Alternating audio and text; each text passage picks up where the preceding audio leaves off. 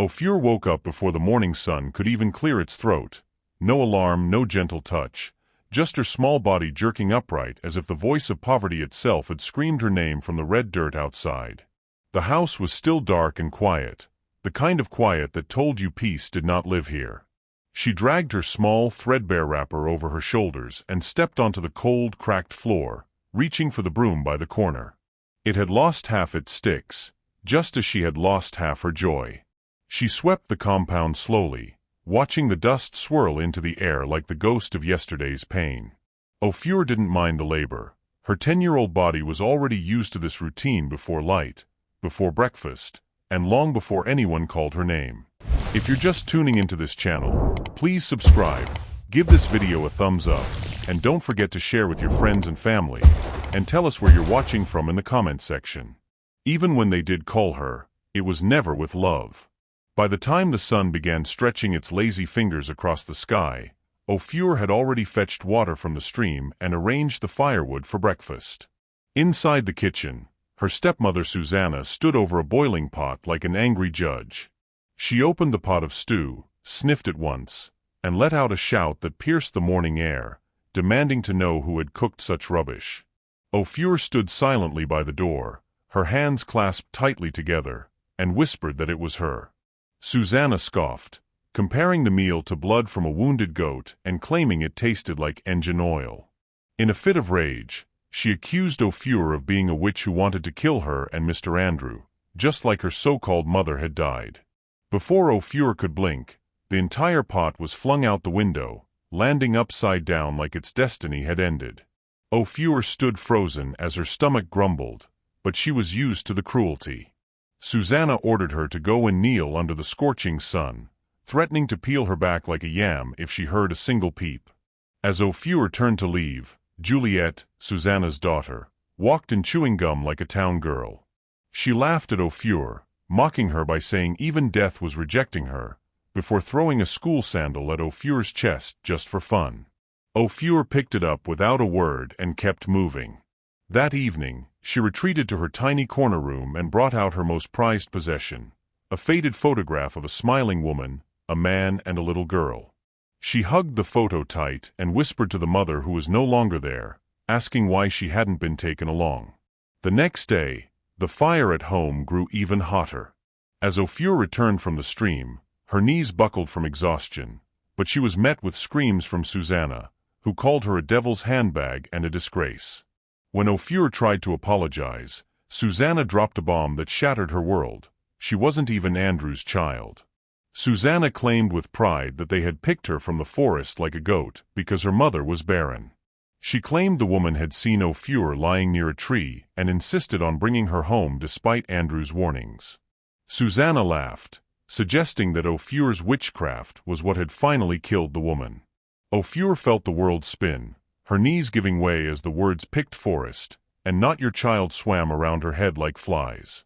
Seeking the truth, she gathered her courage that night and approached Mr. Andrew while he was peeling groundnuts outside. Her voice shook as she asked if it was true that she was picked and that the woman in the photo wasn't her real mother. Andrew didn't even raise his head at first, but when he did, his eyes were so cold that Ofure flinched. He confirmed the story, stating he had told the woman it would end in tears. He told Ofure she was never theirs, just a thing they had found, and told her to be grateful they had let her stay this long. Ofure stood there, hollow and empty, before walking back to her room to lie on the floor without tears. A few days later, a black SUV parked confidently in the compound. Two strangers stood beside it, a tall woman in designer heels and big sunglasses, and a man impatiently tapping his watch. When Ofure tried to sneak past, Andrew called her back and told her to pack her things. He informed her that she was leaving for the city to work for these people and that they had already paid for her. Ofure's hands shook as she begged him not to send her away, promising to behave and do better, but Andrew turned his face away like she was air. Suzanna smiled, winning a silent bet, while Juliet waved goodbye, calling her a dustbin girl. With an aching chest, Ofure packed her faded photo and her few belongings into a small gonna-must-go bag. She walked out with her head low, and as the SUV door slammed and the engine roared to life, The girl they called a witch was driven away like a forgotten broomstick. Ofure sat quietly at the edge of the back seat, her small fingers gripping the handles of her bag as if it were the only anchor left in a world that had suddenly grown too fast and too loud. The journey from the village felt like a slow punishment, a transition from the dust she knew to a world of cold metal and tinted glass.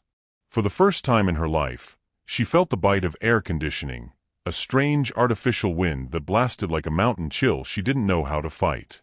She kept her legs tucked close to her body, feeling like a piece of cargo, an object packed and silent, just like the jollof rice coolers she used to see being transported to village parties.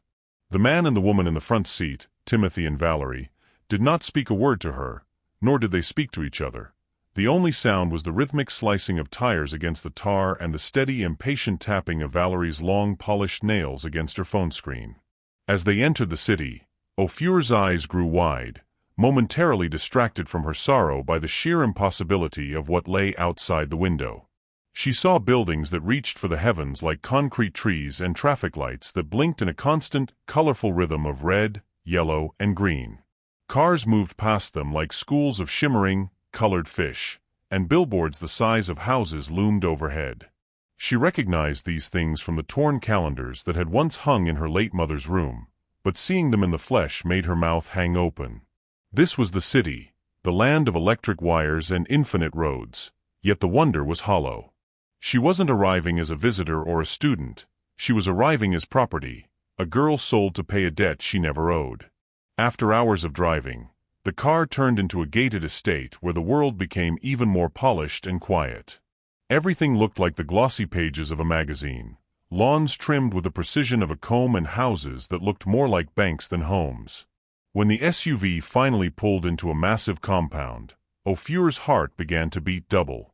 The mansion was a hotel for presidents, a structure of glass and white stone that made her feel smaller than a grain of sand. She stepped out of the vehicle, her cheap slippers sounding like a loud, disrespectful slap against the perfectly neat floor. Valerie didn't look back as she stepped out, only snapping a sharp command for Ofure to carry her own bag. Entering the front door was like stepping into another dimension. The air inside didn't smell like the earth or the rain. It smelt of expensive perfume and cold money. Chandeliers hung from the soaring ceiling like jagged pieces of golden ice, and the floor was so polished that Ofure could see her own terrified reflection staring back at her. It was beautiful, but it was a beauty that offered no warmth. It was as cold as a rich person's heart. Valerie stopped abruptly and turned, her big sunglasses now perched on top of her head, revealing eyes that were sharper than a blade. She didn't ask Ofure if she was tired or hungry. She simply laid down the law of the house with a voice that could slice through bone. Valerie told her plainly that from that day forward, her life belonged to the mansion. She was there for one reason, to take care of Madame Dorothy, Timothy's mother, who was sick and hidden away. Ofure was told she would bathe her, feed her, and clean her up without a single complaint or a stray noise. Valerie leaned in closer, her presence towering over the small girl, and warned that if anything went missing or if Ofure misbehaved, she would be beaten like a stubborn goat and locked in a store with rats. The instructions were a series of don'ts: don't talk to anyone, don't ask questions, don't breathe too loud, and never touch what wasn't hers to touch. She was told she would be fed twice a day, a cold reminder that she was there to work, not to enjoy the luxury that surrounded her. With a sharp snap of her fingers, Valerie summoned a lean maid in an oversized uniform to take Ofure to the back. They walked through narrow, hidden corridors that bypassed the grand kitchen and the plush living areas, moving deeper into the belly of the house where the servants lived. The maid eventually stopped at a small door and pushed it open, gesturing inside without a word. The room was tiny, containing only a single iron bed with a thin mattress, a wooden table, and a mirror with a crack running down the middle. There was one small window that looked out toward the back of the estate. To Ofure, however, this small cell was a sanctuary. In the village, she had slept on the floor beside rats and lizards, never sure if she would be kicked awake in the middle of the night. Here, she had a bed. She had a door she could close. She sat on the edge of the mattress and pulled out the faded photo of her mother, placing it carefully on the windowsill. She whispered to the image, acknowledging the big walla of this massive house but promising that she would survive. She didn't eat that night, her mind too full of the sharp warnings Valerie had given her. She lay down in the dark, listening to the hum of the air conditioning she couldn't feel, preparing herself for the morning when she would have to face the sick room and the shadows of the mansion of glass. By 4 a.m., Ofure was already awake, her body long ago conditioned to the rhythm of early morning pain. She washed her face quickly in the dim light of her tiny room and tied her wrapper with firm, practiced knots, not waiting for Valerie or the other servants to give her instructions. She stepped out into the hallway, moving like a ghost through the massive house where the air was still cool and thick with the scent of expensive floor wax. She found the door Valerie had pointed out the night before, the room tucked away at the far end of a narrow corridor, isolated from the rest of the family as if it held a shameful secret. Ofure knocked softly, but there was no answer. She pushed the heavy door open and paused as a wave of stale air hit her. It was a heavy, damp smell that spoke of sadness, unwashed skin, and a life that had been cast aside. The room was a tomb of shadows. The heavy curtains were drawn tight, blocking out the morning, and the only light came from the sliver of the hallway behind her. On a grand bed that looked too large for its occupant lay Madame Dorothy, the woman who had once been the iron-willed matriarch of a business empire. Now she was a fragile shell, her body stiff and her face half sunk into a pillow as if she were tired of the very act of breathing. Surrounding her were piles of untouched pills and dry, crumpled tissues, evidence of a household that provided the bare minimum of survival but zero traces of care. Dorothy looked like someone life had simply forgotten, a queen left to rot in a guest room while vultures picked at the remains of her legacy. Ofure did not recoil from the smell or the gloom. Instead, she walked straight to the windows and gripped the heavy fabric of the curtains, pulling them wide. The morning sunlight flooded in, slicing through the dust motes and illuminating the true state of the neglect. She turned back to the bed, knelt beside the old woman, and whispered a gentle "Good morning, Mama." Dorothy's eyelids flickered, a movement so slight it was almost imperceptible, but her eyes opened slowly to meet the gaze of the young girl. Ofure did not see a burden or a dying woman. She looked at the wrinkled face and told her she was beautiful, promising right then that she would take care of her. The girl fetched a basin of warm water and a fresh cloth, beginning the slow process of cleaning Dorothy's body as if she were handling the finest glass. As she worked, Ofure began to hum a soft, rhythmic song her late mother used to sing while cooking over a wood fire in the village. She started to talk, filling the oppressive silence of the room with the sound of a human voice. She told Dorothy not to worry, that the room would smell like flowers today and that they would clean away all the walla that had settled in the corners. She even joked about rubbing powder on Dorothy's face so the rest of the house would see a fine girl when they looked at her. As Ofure scrubbed the floors and changed the linens, she danced slightly to her own humming, her stomach growling from hunger but her spirit focused entirely on the woman in the bed. Dorothy blinked again, her lips remaining frozen, but her eyes were now wide and focused, following the girl's every move with a sudden, startling intensity. The room no longer felt like a grave. It felt like something small and full of light had entered the mansion. Deep within her paralyzed frame, Dorothy felt a stir of something she hadn't felt since her stroke: hope. She watched this 10-year-old girl, sold as a servant and called a witch, and felt a whisper in her soul that her light had finally returned. Dorothy made a silent vow to herself that she would not die like a chicken in this room. She would find the strength to outlive her enemies because of the girl who dared to call her beautiful. For hours, Ofure worked until the room sparkled and the scent of dampness was replaced by the clean smell of soap. She didn't know that the rest of the house, Timothy, Valerie, and the gossiping maids, regarded this room as a place of death. She didn't know that she was reviving the only person who could truly change her destiny. All Ofure knew was that they were two discarded things, a girl from the forest and a queen in a cage, and for the first time in either of their lives, they were no longer alone. As the sun rose higher, casting golden beams across the bed, the witch and the matriarch began a silent alliance that would eventually tear the mansion of glass apart at its very foundations. Ofure did not wait for the household to stir before she returned to the room at the end of the hall. Every morning, before the maids could begin their gossip or the kitchen staff started the heavy clatter of pots, She slipped inside with a bowl of warm water and a fresh towel.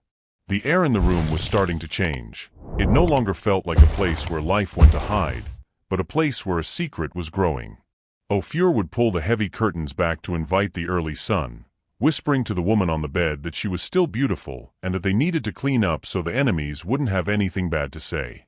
Madame Dorothy, once the legendary Madame G who built empires from scratch, watched the girl with eyes that were becoming faster, stronger, and more deliberate with every passing day. As she worked, Ofure filled the silence with the only wealth she possessed, her stories. She told Dorothy about the village mango trees she used to climb and the boys she had to fight when they insulted her mother. She described the small school she had once loved before her world fell apart, her voice rising and falling with the rhythm of her memories. She even stood up, putting her small hands on her hips to mimic Suzanna's sharp, piercing voice, acting out the moments she was ordered to wash toenails or sweep the compound before a count of 3. Dorothy watched, her heart stirring as this child, who had been treated like a dustbin girl, brought a theatrical joy into a room that had been silent for years. One afternoon, while Ofure was carefully adjusting Dorothy's pillow, she paused and looked deeply into the older woman's lined face. With a playful grin, she remarked that Dorothy must have been very hot when she was young. She giggled, calling her a Lagos hot girl, and then something miraculous happened. A dry, raspy sound escaped Dorothy's lips, a sound that hadn't been heard in that mansion since the stroke took her voice. It was a laugh, unmistakable and honest. Ofure gasped, her heart leaping with a mixture of shock and triumph. She promised to frame the day, but Dorothy did not stop at a laugh. In a voice that sounded like engine oil, she whispered that she wasn't just hot, she was fire. The fire Dorothy spoke of began to manifest in her recovery. She told Ofure stories of her own, her voice breaking through the paralysis like a river cutting through stone. She spoke of how men used to forget their own addresses when she walked past, even claiming that Ofure's grandfather had crashed his car the first day he saw her. Ofure screamed with laughter, holding her chest as the two of them bonded in the shadows of the mansion. But Dorothy's fire wasn't just for jokes. She told the girl that hot legs must come with a hot brain, warning her that she could not afford to be fine and foolish. The care shifted from physical survival to a secret education. Dorothy pointed toward the drawer and commanded Ofure to bring a newspaper, declaring she needed to read the headlines before the politicians sold the country away. As Ofure sat beside her, stumbling over words like economy and inflation, Dorothy's role as the matriarch returned. She rolled her eyes at the girl's village education, flicking Ofure's forehead gently when she failed a word, and began to teach her. From that bed, half paralyzed but spiritually awakened, Dorothy began to sharpen Ofure's mind, preparing her for a world the girl didn't yet know she belonged to. They laughed and they talked, unaware that the walls of the mansion had ears. That evening, Valerie stood in the hallway, her brow furrowed as the sound of honest laughter drifted from the room that was supposed to be a tomb. She heard Ofure's playful shouting about grammar and Dorothy's raspy corrections. The realization hit Valerie like a cold wind. The woman she had left to rot was getting better. She hissed to herself, knowing she could not allow a recovery to happen. Valerie stormed into the kitchen, summoning the staff with a sharp authority, and ordered that no one, especially not the small maid, was to enter that room again. She commanded the door be locked, intending to starve the light out of the room once more. But as the locks clicked shut, she underestimated the girl they called a witch and the matriarch who had finally decided it was time to outlive her enemies. That night, the heavy thud of the bolt sliding into place across Madame Dorothy's door sounded like a death sentence, but for Ofure, it was merely an obstacle to be scaled. While Timothy and Valerie sat in their air-conditioned comfort, convinced they had finally silenced the room at the end of the hall, Ofure was busy in the shadows of the backyard. She moved with the quiet grace of a forest cat, dragging the gardener's heavy wooden ladder across the damp grass until it rested beneath Dorothy's window. Her heart hammered against her ribs, not with fear of the height, but with the desperate need to reach the woman who had become her world. She tied a small bundle of food into her wrapper, gripped the rough rungs, and began to climb. As she slid through the window like a thief of mercy, she found Dorothy waiting in the darkness, her eyes wide with shock and then, slowly, a glimmer of pride. Ofure grinned, whispering that back in the village, she was known as the champion of mango trees. After feeding Dorothy and administering the medicine the others had withheld, the room transformed once again into a secret classroom. Dorothy, realizing that Ofure possessed a hot brain that hungered for more than just survival, intensified their hidden lessons. She no longer just corrected the girls' grammar, she began to explain the world beyond the mansion's gates. Dorothy spoke of the power of signatures on contracts, the weight of a boardroom vote, and the cold mathematics of the economy that Ofure had once struggled to pronounce. She taught Ofure that knowledge was a weapon sharper than any blade Valerie could wield, and that a girl with a sharp mind could never truly be a slave. Between the grueling chores of the day and these midnight sessions, Ofure began to change. She carried herself with a quiet inner fire, her head no longer bowed in the presence of the other maids. She watched Timothy and Valerie from the corners of her eyes, analyzing their movements the way Dorothy had taught her. She noticed the way Valerie's hands shook when she looked at the rising numbers on her phone, and the way Timothy retreated into drink whenever the pressure of the company grew too heavy. Dorothy explained that they were overfed native fowls who knew how to swallow money but had no talent for making it, and that their reign was built on the shaky ground of betrayal. The lessons became more complex as Dorothy's strength returned. She had Ofure describe the headlines from discarded newspapers in detail, pushing the girl to understand the difference between an inflation and an infection.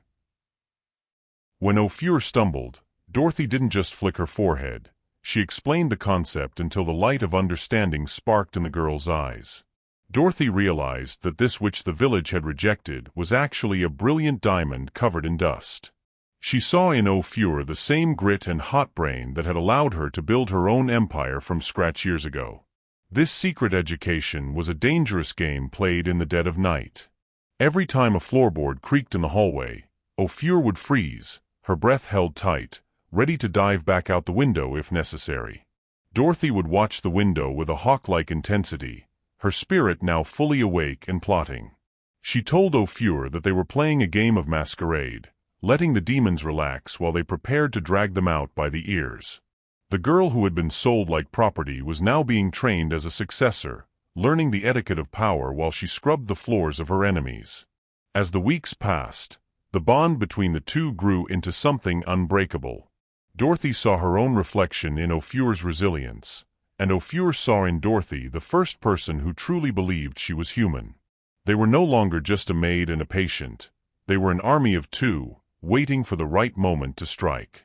Dorothy's voice grew steadier as she taught Ofure about finance and the importance of a legacy, her mind already moving toward the DNA test she knew would eventually be necessary to reclaim what was lost. Ofure soaked it all in, her hot brain expanding with every secret lesson, until she no longer felt like a girl from the forest, but a princess waiting for her crown.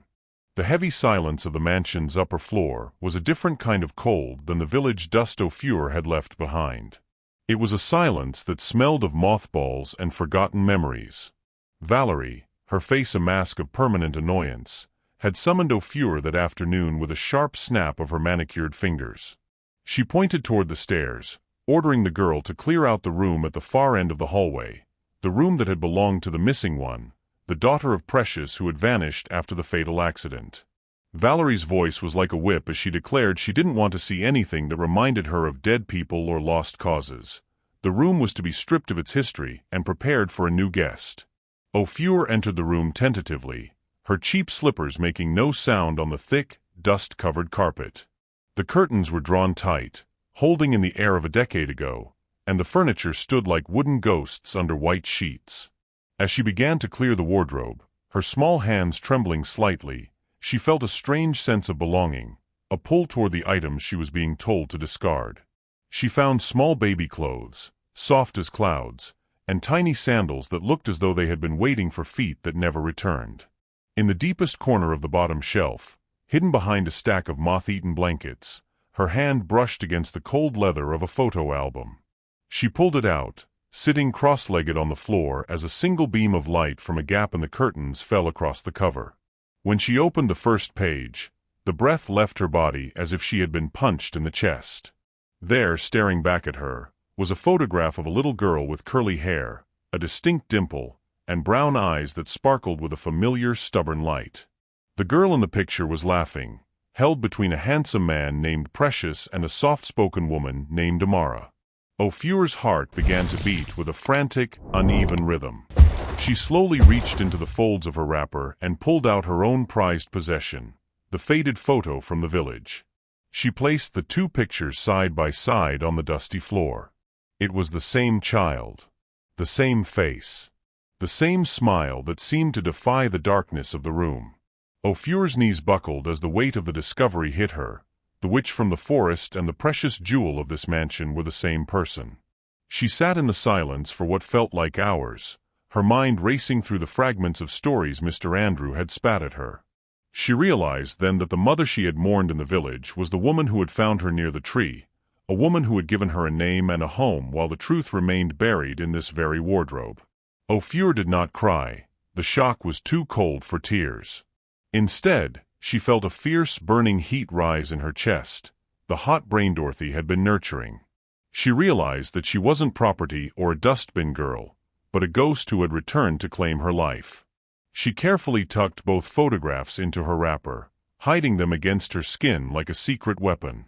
That night, after the household had fallen into its usual uneasy sleep, Ofure didn't need the gardener's ladder to find her way to Dorothy's room. She moved through the corridors with the confidence of someone who finally knew where the keys were hidden. She slid into Dorothy's room, her eyes wide and her voice a sharp whisper as she sat on the edge of the bed. She pulled out the photographs and placed them on the bedspread, watching as Dorothy's fingers began to tremble at the sight of the child she thought was lost to the fire. Ofure looked at her grandmother and whispered the question that changed the air in the room forever. "Mama, it's me, isn't it?" Dorothy gasped, the tears finally streaming down her aged face as she realized that the girl who had cleaned her and fed her was the very light she had been searching for. In that moment, the maid died and the heiress was born, and the two of them began to plot the downfall of the vultures who had tried to bury the truth. The secret between the old woman and the girl felt like a living thing, a fire that warmed the cold corners of the guest room even as the rest of the mansion remained frozen in betrayal. Madame Dorothy sat up with a strength that would have terrified Valerie, her eyes locked onto the two photographs lying side by side on the bedspread. She didn't need a paper to tell her what her spirit already knew, but she had lived long enough among vultures to know that the law required blood and ink. With a hand that still trembled but moved with purpose, she reached for the landline phone she had kept hidden under her blankets. She dialed a number she knew by heart, her voice shaking as she spoke to Samuel, her most loyal assistant, telling him that the time for sleeping was over.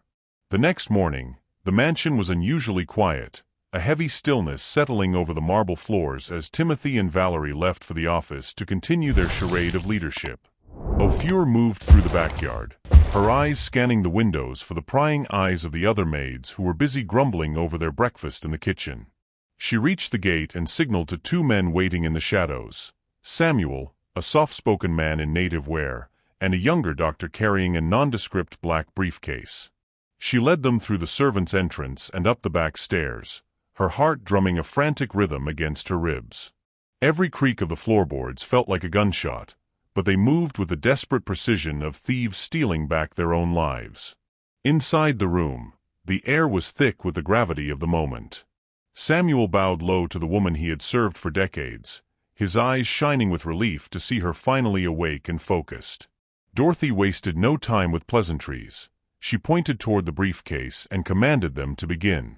Ofure watched in silent awe as the doctor donned white gloves and pulled out sealed tubes and sterile swabs, tools of a science she barely understood but trusted completely. Dorothy turned to her with a faint, motherly smile, telling her not to be afraid and to open her mouth. The doctor took the samples from Ofure first, then from Dorothy, the plastic sticks capturing the invisible threads of heritage that Timothy and Valerie had tried so hard to sever. The collection was finished in minutes, the samples tucked away into the briefcase like precious diamonds. Samuel promised they would move with the speed of lightning, using a private lab where the results could not be intercepted by Timothy's bribed associates. As Ofure led them back out through the garden, she felt a strange shift in her own body. She was no longer just a witch or a maid, but a piece of a puzzle that was finally coming together. She returned to Dorothy's side, and together they waited in the silent room, the matriarch and the child, knowing that in 3 days, the truth would arrive to burn down the house of lies. 3 days of agonizing silence followed, with Ofure performing her chores like a shadow, ignoring Valerie's sharp tongue and Timothy's dismissive glares. On the third afternoon, while Ofure was sitting with Dorothy and reading a newspaper to test her hot brain, the landline rang with a shrill, piercing sound. Dorothy snatched the receiver like a hawk. She listened in a silence so deep it felt as if the world had stopped breathing, her face a mask of stone. Then, she whispered a single question, asking if they were sure. The reply on the other end was a confirmation of 99.9%, a certainty that broke the last of Dorothy's chains. She dropped the phone and turned to Ofure, her neck stiff and her eyes burning with a royal fire, and declared that the masquerade was officially over. Madame Dorothy dropped the phone slowly, her neck turning with a stiff, regal precision toward Ofure. For a long moment, she simply stared, her eyes holding a depth of fire that the girl had never seen before. Then, without a word, the woman who had been bedridden for years threw off her heavy wrapper, planted her feet firmly on the polished floor, and stood up like a clap of thunder. Ofure let out a muffled scream, dropping the comb she had been using to pet Dorothy's hair, her mouth hanging open in pure shock. Dorothy raised a single authoritative brow, telling the girl to calm down and explaining that she had been playing a long game, acting her part only to let the demons relax so she could eventually drag them out by their ears. She had been walking in secret for some time, waiting for the perfect moment to finish what her enemies had started. 5 minutes later, the mansion shook with a tension that felt like an approaching storm as a fleet of black vehicles pulled into the compound. Fierce security men in black marched in, following the commands of a woman who was no longer a patient, but the matriarch reborn. Dorothy, now fully dressed in her royal lace with a golden head tie that sat like a crown, began a systematic purging of the house. She pointed toward the kitchen, ordering that the maid with the scattered wig be thrown out immediately, reminding the trembling woman that she had heard every laugh and felt every moment of starvation they had imposed on her.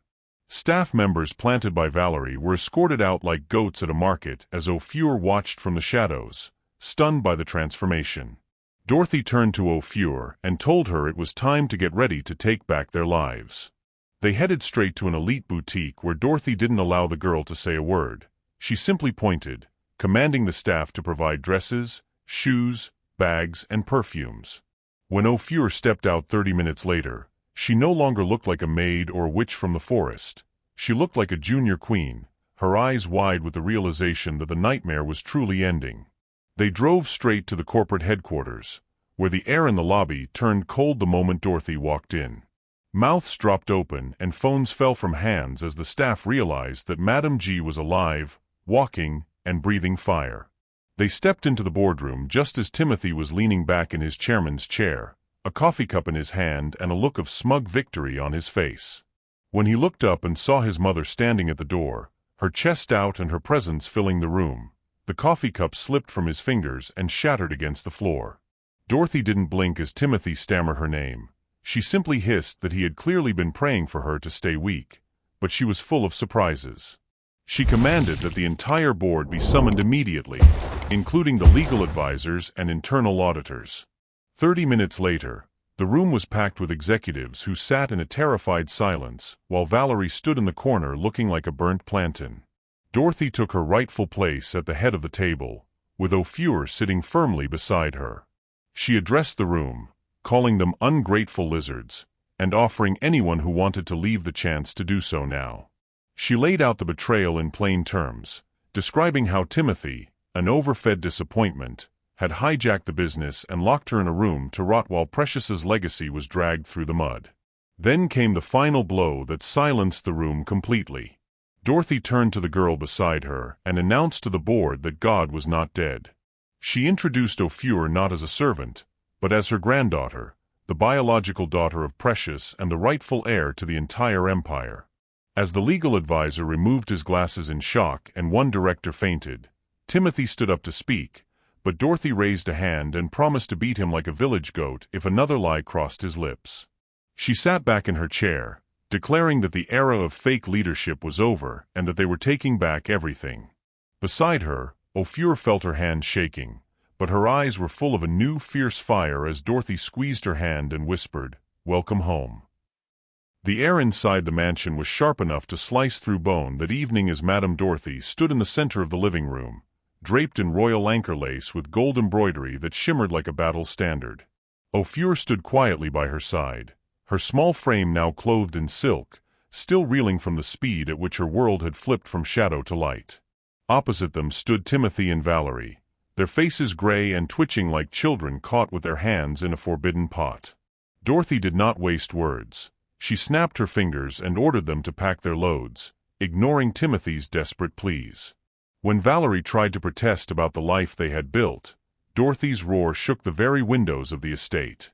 She marched forward and flung a throw pillow at Valerie's head, mocking her for running a multi-million naira company like a pepper soup joint and calling her a long-necked, flat-brained guinea fowl. With a final clap of her hands, the mansion doors opened, and servants dropped Timothy and Valerie's bags by the gate, leaving them to walk out into the night while the remaining staff whispered that disgrace had finally found a human face. But the victory in the city was only half the battle. The witch label still hung over Ofure's name in the red dust of her village. When Ofure confessed to her grandmother that she still felt like she might wake up to a slap in the village, Dorothy's face hardened into a mask of war. She summoned her PA Samuel, and ordered the cars to be readied for an early morning journey.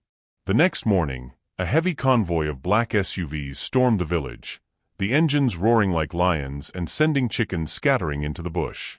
Market women froze and children ran as the vehicles pulled into Mr. Andrews' compound.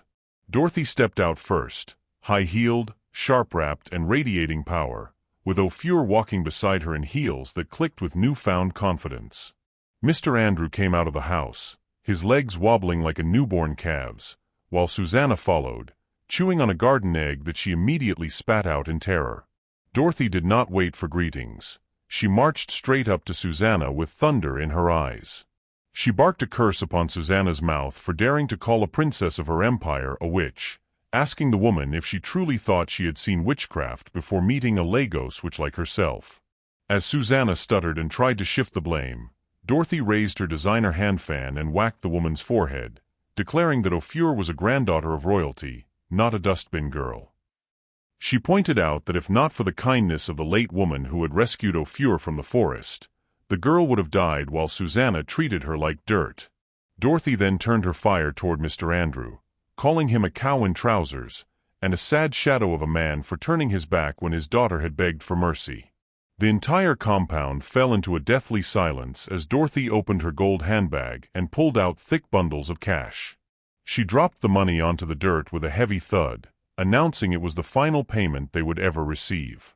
She commanded them never to call Ofure family again and declared that the girl would never return to such a place. With a firm grip on Ofure's hand, she led her back to the convoy, leaving Andrew and Suzanna standing in the dust of the departing tires, paralyzed by a shame that would become their only companion. Back in Lagos, Ofure's rise began like fire on dry grass. Dorothy enrolled her in a top international academy and hired private tutors to transform the village girl into a master of finance, etiquette, and public speaking. Ofure stopped walking with her head down. She began to walk like the queen her grandmother knew she was. At board meetings, people clapped and whispered that this girl was destined for greatness as Dorothy introduced her as the future CEO. Meanwhile, in a rented bungalow on the outskirts of the city, Timothy and Valerie lived in the ruins of their greed, blocked by former allies and screaming at each other over who had brought the bad luck that destroyed them.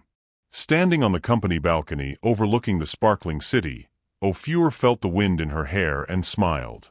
She had traveled from slave to royalty and from dust to diamonds, and as she looked toward the horizon, a soft voice in her heart finally whispered, "Welcome home."